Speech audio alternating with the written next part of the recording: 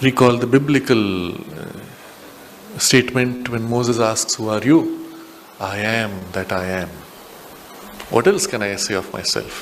I am what I am, that's it. I am not the quality, I am not the qualityless. I am that I am. So there is a very interesting text called an Upanishadic writing of Sri Aurobindo, written in the style of the Upanishads, in Sanskrit originally. And so the translator into English decided to name it Sri Aurobindo Upanishad. But that's not the term Sri Aurobindo has given. He has not given it a title. But it summarizes his approach to the reality. And in this text, the third paragraph, the third verse, describes exactly this. But just to set the context, I will read out the first two, and that will set the background, the big picture, and then we come to the third verse. First verse, Om. Remember, Om is all the levels of the cosmos, of Brahman, the 4 levels. The waking consciousness, the objective reality is the U is the dream consciousness, the inner worlds, inner subjective domains. The Ma is the essential, causal, unmanifest, preparing for manifestation, conceiving manifestation. And the silence, as the Ma trails off, is the transcendent, beyond, undescribable. So Ma and the silence are the fourfold Brahman. So whenever the Vedas start with Om, it is to set the context of the fourfold Brahman. And once you're aware of this context, next what is spoken is in relation to this reality. So, Om. There is Brahman alone, the one without a second. Being and non-beings, being and non-being are its forms, and it is also beyond being and non-being. There is nothing else except that. All that is contained in the 3 times, that is past, present, future. And all that is beyond the 3 times is indeed that one Brahman alone. Whatever is in the universe, small or large, noble or mean, is Brahman alone. Brahman alone. The world is also Brahman. It is true, not false. So straight away, the space, the full spectrum of the experience of first of time, past, present, future, the experiences of space, the experiences of superiority, inferiority, and our moral concepts, all of these are included as facets, but always they are that. And so the world is not unreal, it is true. The next verse. That alone is the transcendent being beyond all 3 times, beyond all the worlds, penetrating all the worlds, beyond being, beyond non-being, all consciousness, all bliss, without beginning and end, the eternal divine. So here comes the idea, in brief summary, the transcendent which is at the same time immanent, having all these aspects of being, non-being, all being, and yet free of all of them. Now comes the third verse, which is relevant to our immediate discussion. He is without quality and supports all qualities. He has qualities, infinite qualities, and enjoys the state of being without quality. He himself transcends the state of being without qualities and the state of being with qualities. He is neither without quality nor with quality, because he is one and single. The fourth verse, just to get a sense of how it moves. He is beyond the worlds, yet he holds the worlds. He becomes the worlds and enters into them. He transcends time, becomes time. Infinite, he shines as finite. One, he becomes many. Formless, he assumes forms. He achieves all this by his consciousness force, which consists of knowledge and ignorance. Now, so we don't go into all that, but you see here the idea of the moving into manifestation. But after discussing qualities and the relationship with qualities, then only you can speak of manifestation. So let's look at this verse 3.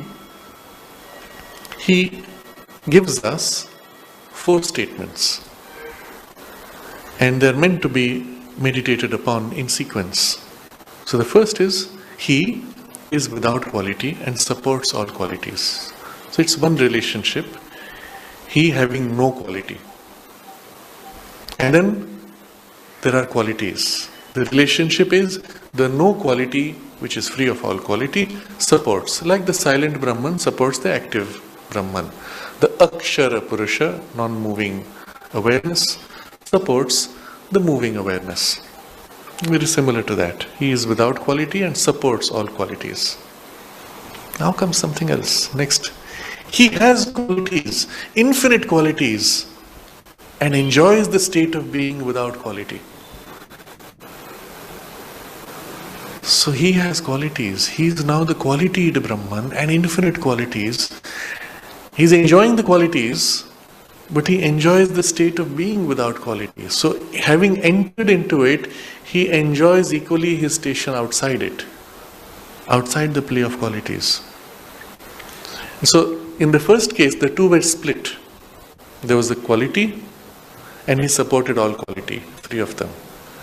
In the second case, you have the entry of the consciousness moving into the play of qualities, but enjoying equally both poises, in the qualities as well as free from all qualities. But both cases he is enjoying. And now comes the third position. He himself transcends the state of being without qualities and the state of being with qualities. So this is the equivalent of the Uttama Purusha, the third Purusha. He transcends both, enjoying both equally. So you see how very subtly, from the first position to the second to the third, there is a continuity. It is his poise of enjoying both is possible because he is actually enjoying being free of both while being both at the same time. And that is where we have to be in our poise when we re-embrace the world. And then the fourth statement, he is neither without quality nor with quality, because he is one and single. You can be qualitied or not qualitied only in a consciousness that is split. The moment you're in a consciousness which is one, indivisible, undivided, well, you're neither qualitied nor without quality. At the same time, you have quality and you have no quality, because all of these are one, identical. The word single here is a translation of the word Kevala Eva Yaha. Kevala could also be translated the alone. In Savitri, you have that line which goes the absolute, something, and then the alone. Alone because there is no other, there is no two. And the moment there is no two, there is no question of these divisions. So that's the station we have to come to. The fourth sentence is actually pointing us to the poise of consciousness that we have to come to, or from which this is naturally realized. So I think we can move back to the text. And you see how the underlying oneness is really the key. When seated in the oneness, there cannot be this fragmentation or division. And yet we have to have had this discussion, because emerging out of the oneness as we re-embrace, there is the question from here as we look up, how does the self re-embrace its world and its extremes of poles? But also there is the poise as we return to embrace our world, where we could get lost again into the split. And that's why the understanding, yes, this is the poise we have to retain. Not get split into one side or other, but know the oneness. And then this apparent oppositions or extremes or poles are resolved. So the eternal is bound neither by quality nor absence of quality, neither by personality nor by impersonality. He is Himself, beyond all our positives and all our negative definitions. And so this, having reconciled this poise, how do we know that? How do we describe that? Because it is bound to neither. So the next paragraph, but if we cannot define the eternal, we can unify ourselves with it. So while words fail, while our current power of cognition as the divided, fragmented mind fails to touch that, there is still a power of cognition above that in consciousness which can identify with that and know that by unification. So unlike the rational mind which knows not by unification but by separation and therefore cannot know that, there is another consciousness which knows by identification, and that can know that because it can identify. We can unify ourselves with it. It has been said that we can become the impersonal, but not the personal God. But this is only true in the sense that no one can become individually the Lord of all the universes. We can free ourselves into the existence of the active Brahman as well as that of the silence. We can live in both, go back to our being in both, but each in its proper way, by becoming one with the Nirguna in our essence and one with the Saguna quality in the liberty of our active being, in our nature. And then he reconciles these two poises. The Supreme pours Himself out of an eternal peace, poise and silence into an eternal activity, free and infinite, freely fixing for itself its self-determinations, using infinite quality to shape out of it varied combination of quality.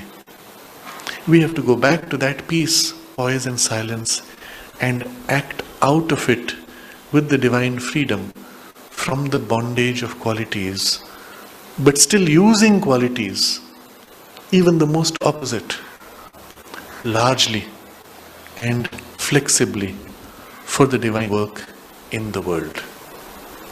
So I've read several sentences because it completes the full idea. The divine Himself takes up a double station. We too can share in that double station in our consciousness.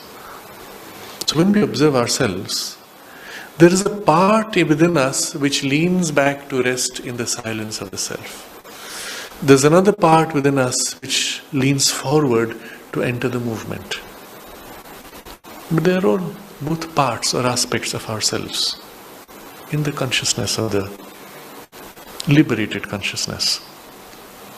In fact, there is a very important experience in the spiritual journey where we experience our individual consciousness as if lapsing back, like a wave lapsing back into the ocean of stillness, of the self of the world. At the same time, all of our personality, mind, life, body, and everything which is in movement, constructed, is as if like a drop dissolving into the ocean of the universal nature. My individual personal consciousness resting in the self universal, my individual nature dissolving into universal nature. What remains is self and nature universal. The little limited personality formed out of these two is united with this, however briefly, however partially. But such an experience is a transition we all have to pass through at some stage as our individuality opens out to universality. But here we get a glimpse of how we can be in both. So, since the Lord acts out of the center of all things, as the Lord pours Himself out from that peace, poise and silence with full freedom, so too within our consciousness we are in both poises, and from that peace, poise and silence within us, we pour ourselves into this. Which is we? Both are included in the we, and yet we are free of both. So this is the direction He is pointing us to, and this is the nature of the unification that is involved here. So we now get to the specifics and details. He says, it has been said that we can become the impersonal but not the personal God. And the idea is this: when we go into the rest, lapse into the silence, we are one with the impersonal. But how do you identify with the one who is the Lord of the whole universe? How can you do that? Because if you were to do that, there would not be you anymore. So, he says, this is only true in the sense that no one can become individually the Lord of all the universes. Because then we would not be anymore individually. But we can free ourselves into the existence of the active Brahman as well as that of the silence. So it's possible to experience ourselves as a focal point through which He pours Himself. And freeing ourselves from our limitations, we are as if a special strain or a special line or a special flow of His totality.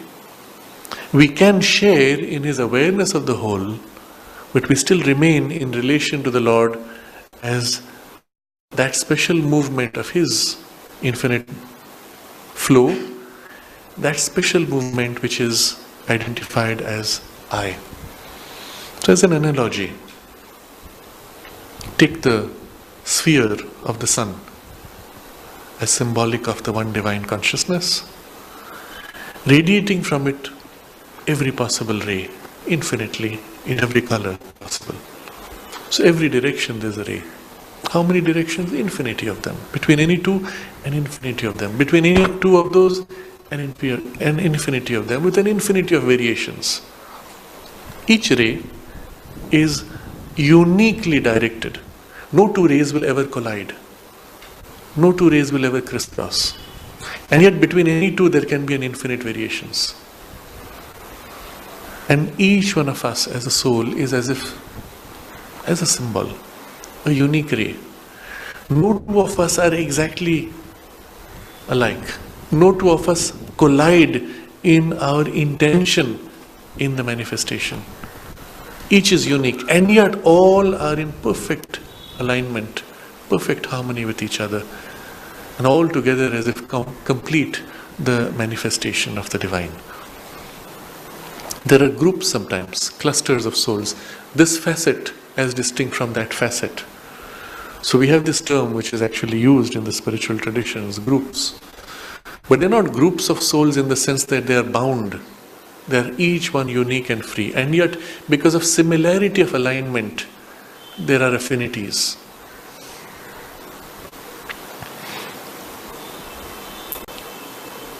So in the poise he is describing, we live in both stations, equally in the silence, equally in the movement. One with the nirguna in essence. So in the essence of the consciousness, as we lean back to the silence of the self, you are one with that. You do not have any quality expressed. On the other hand, the part of us which is in the active being in our nature, we are one with the saguna, the full qualityed. So we actually experience our nature and our active parts one with all, and holding in them an infinite potential, infinite possibilities. But where is the infinite potential held? Finally resting on the silence of the nirguna. And so it's as if within us this double poise is realized. We have to go back to that peace, poise and silence and act out of it with the divine freedom from the bondage of qualities, but still using the qualities, even the most opposite, largely and flexibly. So this poise allows you then to be free of the qualities, and when free of them you can wield any and all of them, even the opposite qualities. And this is the reason why you will find in the divine action in the world, actually he uses the most opposing forces to somehow work together to create whatever the outcome. This is a very important idea Sri Aurobindo makes. The supramental consciousness, which is this whole, one with this whole, never experiences opposition. Whatever comes to attack it, whatever may challenge it, whatever may oppose it, is already a part of its totality, remember?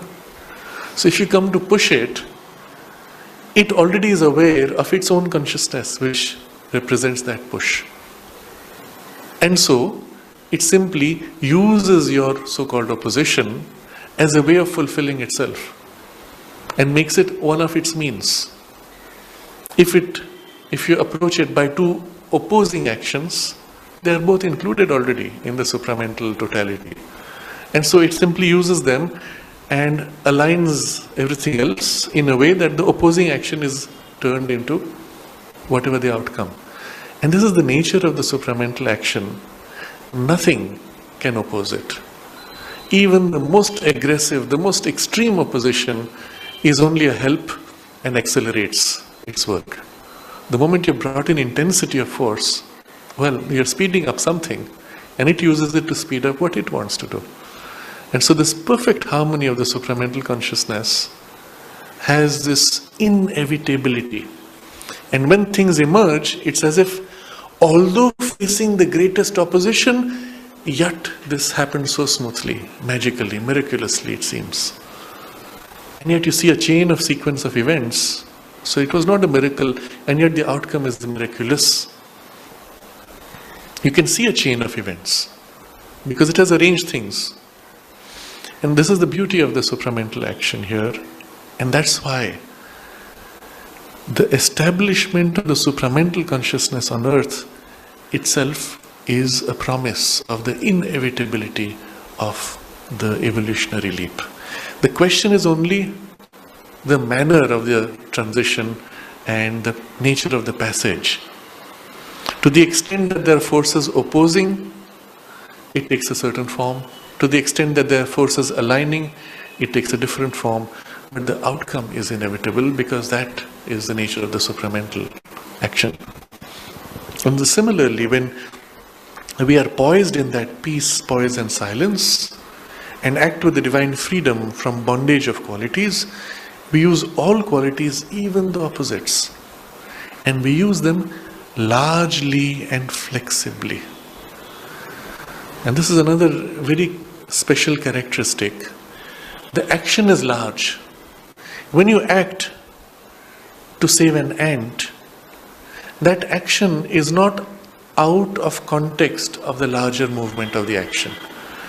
And so there is one single action that is operating to save the ant, that is operating to modify the stream of the water, that is working upon the wind that is pushing the stream of water, that is in alignment with the sunlight which is pushing the wind. everything has its cosmic ramifications, even as it has the tiniest, minutest, precise action here. And so the action is always large and inclusive. You do not need to make 2 or 3 separate actions. There is only one single action which includes all the other finer changes. So Mother comments when describing the supramental action, she says, it acts on a large scale. It acts in such a way that there is a sudden change, often a dramatic change, of a character which is as if miraculous, and yet it happens so smoothly and effortlessly that it seems as if inevitable. It would have happened anyway. So when people look at the collapse of the Soviet Union overnight, I think it took 3 days or something. Oh, wow. You see what was 3 days ago and what is now? You say, wow, it is a miracle. It could never have happened. But if you look at the events inside, everything, so to say, supports each other. And you say, well, it would have happened. If not now, after 10 years or after 20 years, it had to happen. And it's like a contradiction. On one level it's miracle, on another level it's inevitable. And it's on a large scale. Suddenly, a large number of people, so many things fell into place. Again, when you look back with the analytic mind, you'll say, oh, there was a pile-up of so many forces, and so it had at some point to coalesce. But if you really study things, you will see there were equally complex forces set up to prevent the coalescing. I remember still reading at that time in the newspapers that in Romania alone, every 3rd person was a government informer. Imagine the whole population. Every 3rd person is a government informer within your own family. There's such an atmosphere of fear to speak out against the government. No one would dare it. And yet when it happens overnight, poof, the whole structure collapses. How did that happen? And you blink, and then your mind quickly adjusts and says, all right, it was inevitable, and you move on. But you cannot explain it. You could not have made it happen even with the best strategies and planning of a human action, which had been attempted for decades. None of it worked. And suddenly it happens. And so there is this large action, free action. It can do exactly what it wants, irrespective of the compulsions of the current forces. And flexible. The same force it can use this way or that way or the other for any outcome. You are not tied to this for that, the other for that. You're not tied to fixed cause-effect chains. You have a flexible use. You can use anything to bring about whatever the outcome you choose. So, just rereading the sentence, you'll see how much is captured in it. The Supreme pours himself out of an eternal peace, poise and silence into an eternal activity, free and infinite, freely fixing for itself its self-determinations, using infinite quality to shape out of it a varied combination of qualities. So the thing is, when the Supreme pours himself out completely free, all these combinations of qualities freely he can draw out. And we have to go back to that peace, poise and silence and act out of it with the divine freedom from the bondage of qualities, but still using qualities, even the most opposite, largely and flexibly for the divine work in the world. So now we're seeing 2 levels. One is the supreme action, and the second is our role in it. And we are sharing that in a certain sense, but to fulfill that for the divine work. There is a divine work already taking place from the Supreme. We align ourselves now with that. To that extent, we are immersed in identification with Him, but we are a special focal point in which the same thing which is taking place on the cosmic scale is replicated on an individual scale, with the same poise, the same double station, and the same freedom and largeness of action. In one of the texts called Uma Sahasram, which is by Ganapati Muni, 1,000 names of the Divine Mother, he extols her powers and he says, if you so wish, out of a blade of grass you can draw out a roaring fire. And out of that roaring fire you can radiate cold. If you think about it, the character of the nature of the description is opposites. From small, wet, living object, a roaring fire, large, heat, completely impossible. Out of fire, cold, completely impossible, opposites. But if you observe the rationale of evolution, Sri Aurobindo points out, that's what evolution is doing. At each step, it creates the miracle, the very opposite of what was. Out of dead matter, living matter. Out of subconscious living matter, conscious living matter. From instinct to sentience. And from limited, narrow awareness to infinite awareness and freedom. And so, in this way, the nature of the divine journey is always drawing out, playing with its infinite possibilities, and from anything it can draw out anything. This idea is highlighted in this verse. In the implications it has for us, given any situation, when the divine force acts, it can draw out any outcome. Nothing is impossible for it. And so when we say, oh, I am so weak, how can this happen? How can I do this? Well, you cannot do it. But if you make yourself an instrument for the divine action working through you can make anything happen. Even using your weakness as its strength, it can work out something.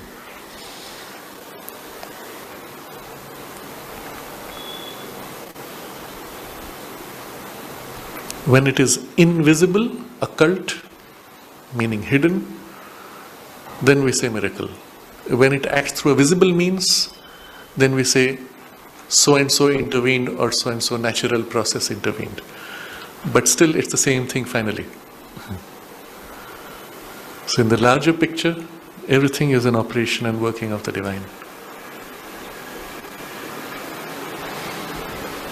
So it's a fascinating subject and many interesting facets and deeper facets of experience, which we will continue next time in the personal and impersonal divine and all the deities and gods and forms in which they play out.